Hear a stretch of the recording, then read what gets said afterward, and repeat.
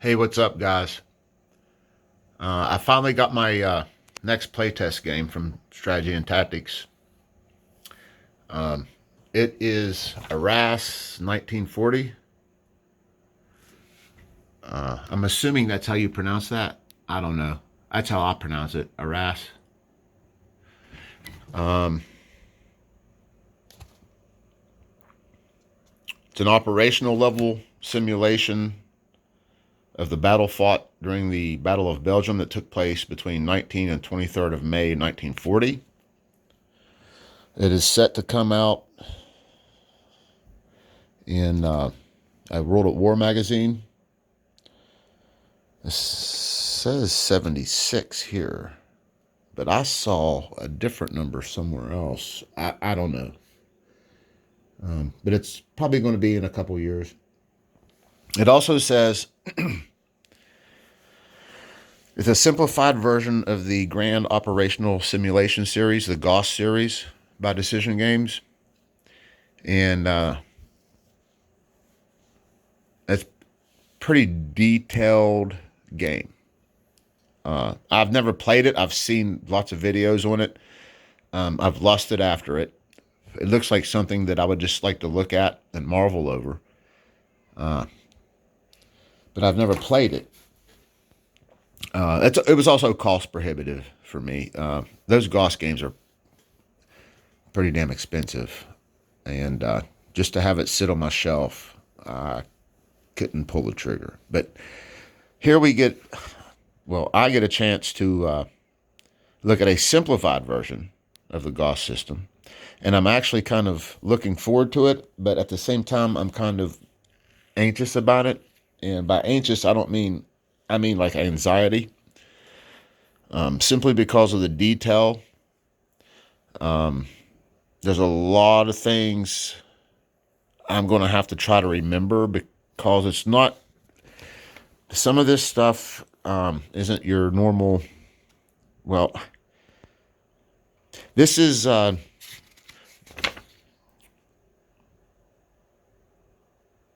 it's a lot. It's pretty detailed for my taste. Well, I shouldn't say for my taste. It's something I have to get used to. I'm not used to all this. It's going to take me a while to read the rules first of all, and then absorb it all and be able to use it all coherently on this map, which is beautiful, by the way. One of the things I wanted to talk about was the map. It's got all the roads, trails, railroads. I'm sorry. There are no trails in this version. There are railroads, primary roads, and secondary roads. You can pretty much tell the secondary roads are gray, the primary roads are red, and the railroads are hatched. You have cities, you have villages or towns. Up here is Arras. You have a lot of different terrain down here.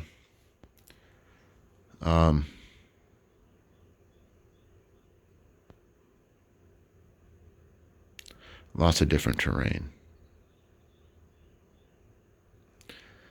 Here you have terrain effects chart. You have a general record track. Here, this is the German side. The Americans or the Allies have one over here. Actually, it's not even labeled. I could just use this for both.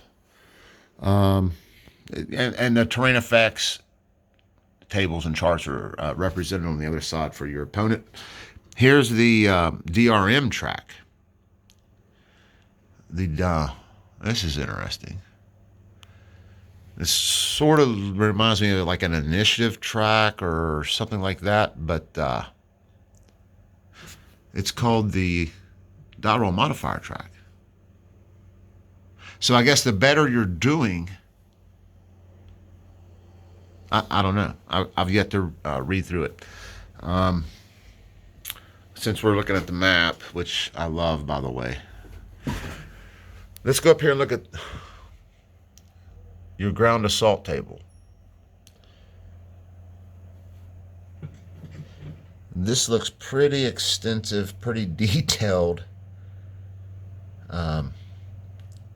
For a magazine game, this one's going to have a little bit of a steep learning curve, for me anyway. Over here we have terrain modifiers to armor and anti-tank, some more stuff. Fire support mission table. Here we got all kinds of information. Then over here, they're talking about the different units.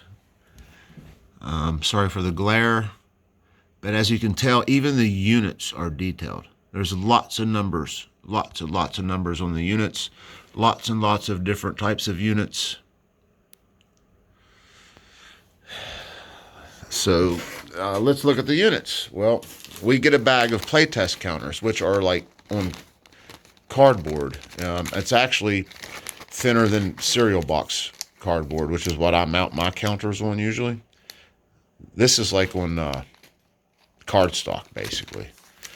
But hey, you know, it's a playtest. They come already punched or cut, I guess. But like, check this out. It looks like a Totenkopf battalion, motorized infantry battalion, SS Totenkopf. There's just a lot of numbers on there that mean a lot of different things.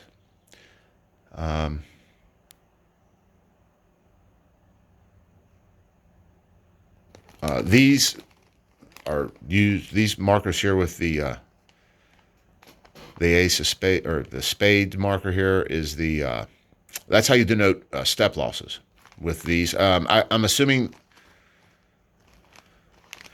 I guess at a certain step losses don't really affect your values, maybe until a certain point. Like I said, I've just skimmed through the rules. There's a lot. This is a lot of. I mean, I guess it's just a counter sheet's worth of counters, because that's all it comes in a magazine game. But it seems like a lot. I don't know. Maybe it's just me. It seems like a lot. So this is the first version of the rules, and I was a little bit surprised that it's a 17-page rule book. Usually these magazine games come in at 16 pages. But I'm not surprised that this one took a little bit more. There's a lot going on in this game.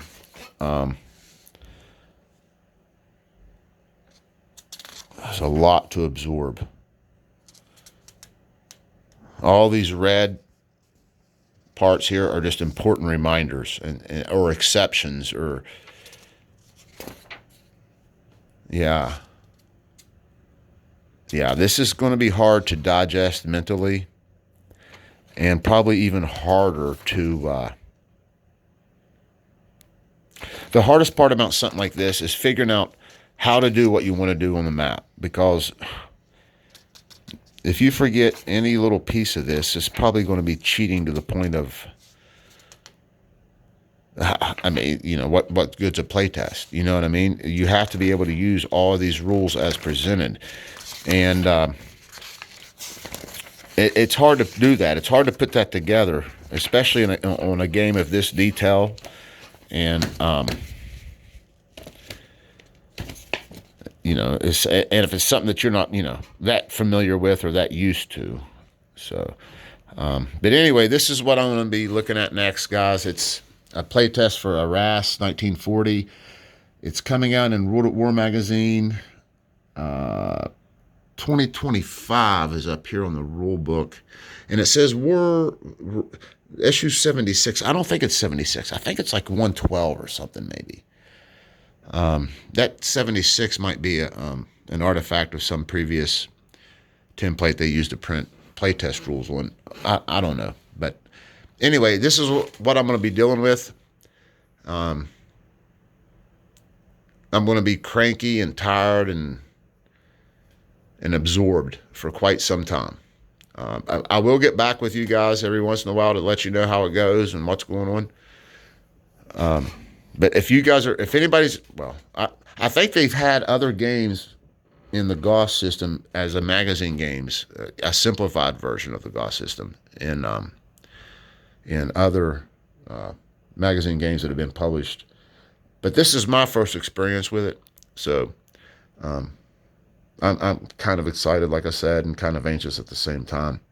But I'm sure you'll hear more from me about it in the future. Thanks for watching. Have a good night, guys.